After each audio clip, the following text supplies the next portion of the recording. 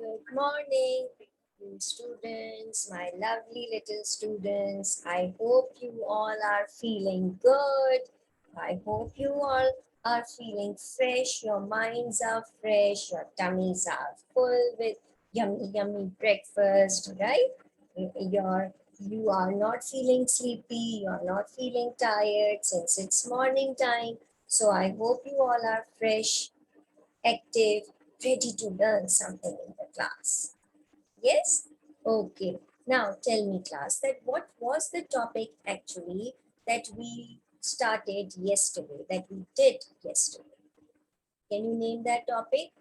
Yes, story elements. You have learned about the different story elements. And how many elements are actually there are? 5 elements. We have first title, correct, setting, correct, characters, correct, problem, correct, and solution. These are the 5 elements, story elements, which needs to be there in all the stories, which are there in all the stories, right? Now, further, what happens, class? These elements are again divided into 3 parts. And those 3 parts we are going to do today. How a story is written. You know, a story needs to have all these 5 elements, right? And these 5 elements are again divided into 3 basic parts. And what those parts are? Those parts are beginning, middle, and end. You can see my board.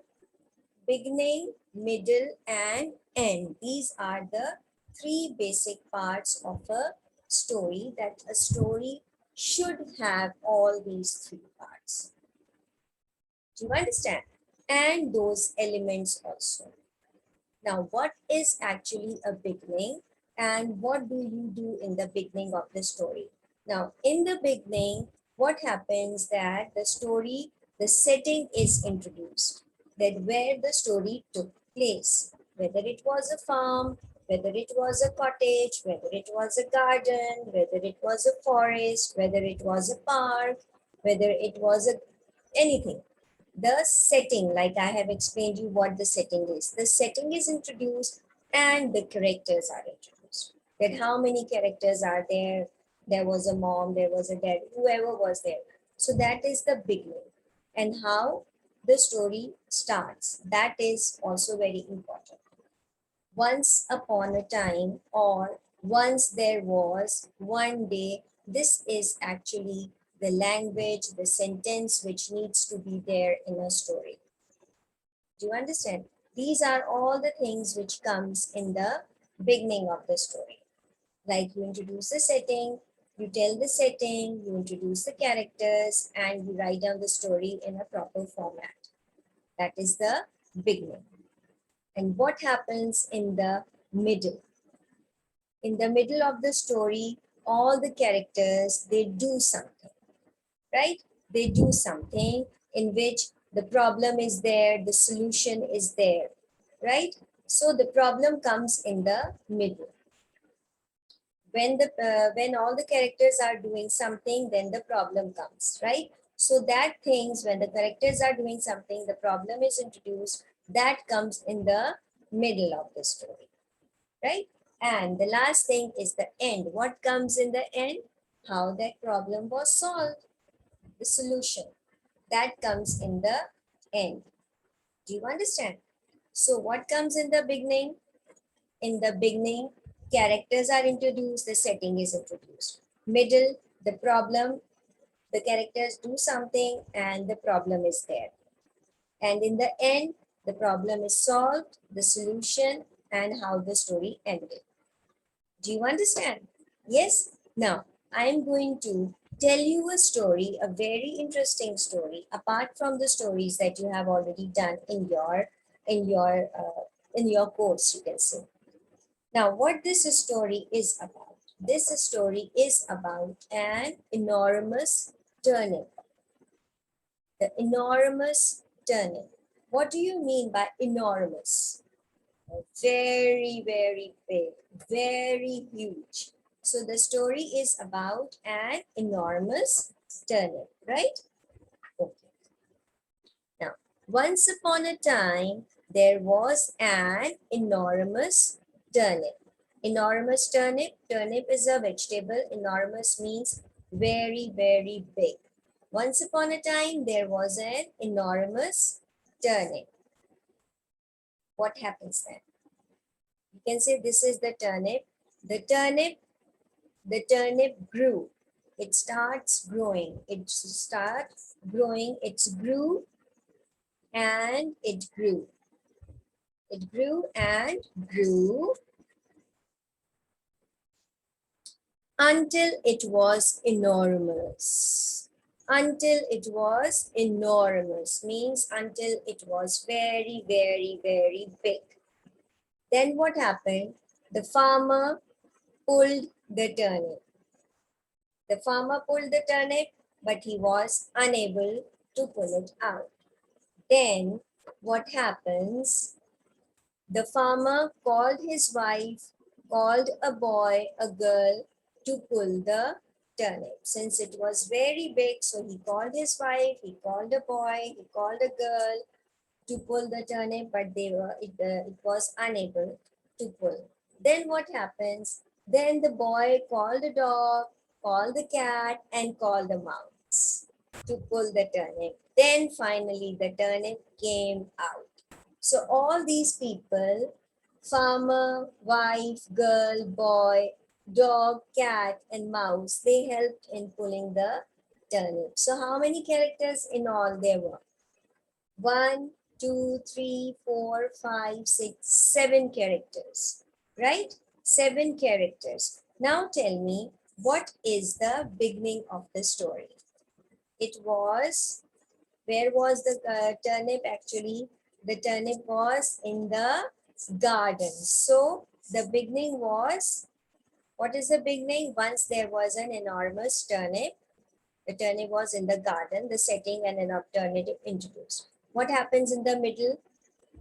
The farmer, the wife, the girl, the boy, they were unable to pull the turnip. They all were unable to pull the turnip. And what was the end? The boy called his cat, his dog, and the mouse, and they all were able to pull the turnip together.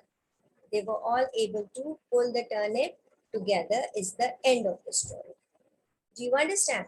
So what is actually here the story elements? Title is Enormous Turnip. Setting is garden. Characters are, 7 characters. All farmer, wife, girl, boy, dog, cat, and mouse. Characters. Problem. They were unable to pull the turnip. The farmer was unable to pull the turnip. And how it was resolved? The farmer called his wife called the boy called the girl called his dog, the dog called the cat and the mouse, and the turnip was out. This was how the problem was solved. You understand? So beginning is there, middle is there, end is there. Got my point? Yes? Okay. Now coming back to your story that we were doing, what was the name of the story, the title that we were doing? Yes, it was Christopher's Bicycle. Now, in Christopher's Bicycle, we have done the story elements yesterday. Now, how will you tell me that what was the beginning of the story? That Christopher's dad gave him a bicycle as a gift was the beginning of the story. And where the story took place? In the garden and in the market. What is the middle of the story? The middle of the story was he collected few items and he made recycle things, right? He recycled the items and made different things. This was the middle. And what's the end? Finally, Christopher put all those things in his bicycle and went to the market to sell them. This was the end of the story. So you got it? The beginning, he got a bicycle, a gift by his dad. The middle, he went to the market to get some used items and he recycled them. And the last thing, he took those recycled items to the market to sell them. Isn't it interesting?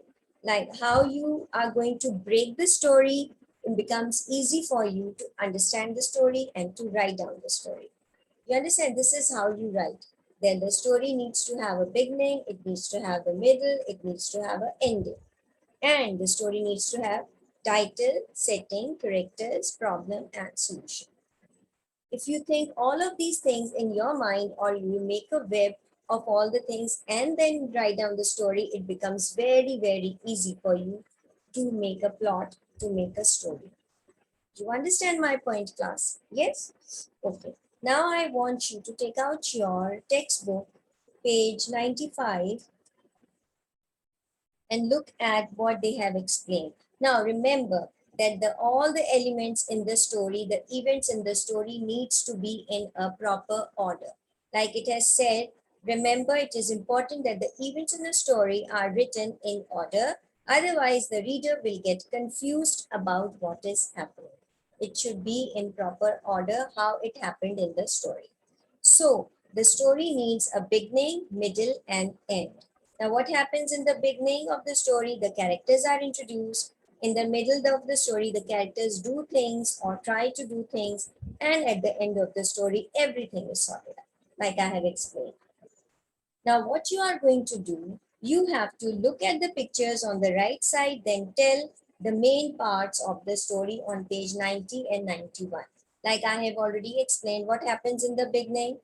Christopher got a gift from his dad, and the gift was a bicycle, which the dad recycled, right? What happened in the middle? He got some used things and he tried to recycle them by making different things. And this is the end of the story.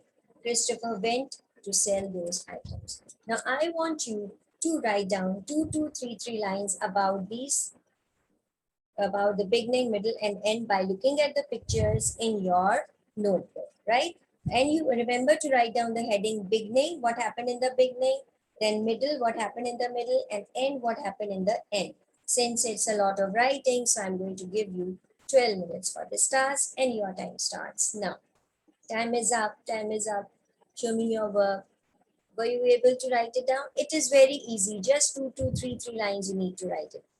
Very good. So now I hope that you have understood what is the beginning and what is middle and what is the end of a story and how do we write a story. Like Sarah said in the beginning, what happened? Christopher was given a gift by his dad who has recycled his bicycle. In the middle, he went to the market to collect used items, and back home he was helped by his neighbor and sister to recycle those things. And in the end, yes, he went to the market to sell those recycled items. This was all about the story. How do you write down what comes in the middle, in the beginning, in the middle, and in the end of the story? Now I hope you have learned how to write a story, and if someone asks you to write a story, you will not have any problem in writing a story. Yes or no? Did you enjoy learning to write a story? Yes? Very good. Remember all these points, remember the story elements, remember the three parts of a story, the beginning, middle, and end, what should be there in all these three parts, right? Okay, and don't forget to revise whatever we have done up till now. Whatever you have done throughout this week is going to come in your test, which will be tomorrow. So we revise everything, study hard, because your final exams are very near. Okay, class? All right, so see you next time. Bye-bye. Have a nice day.